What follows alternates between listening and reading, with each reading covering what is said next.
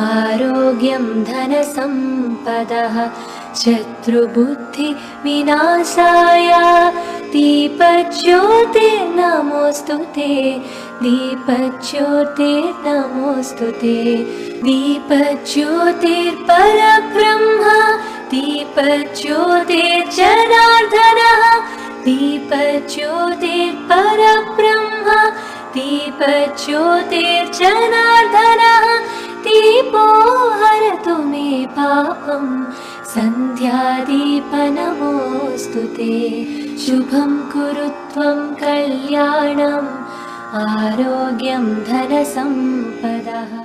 शुभं कुरु त्वं कल्याणम् आरोग्यं धनसम्पदः शुभं कुरु त्वं कल्याणम् आरोग्यं धनसम्पदः।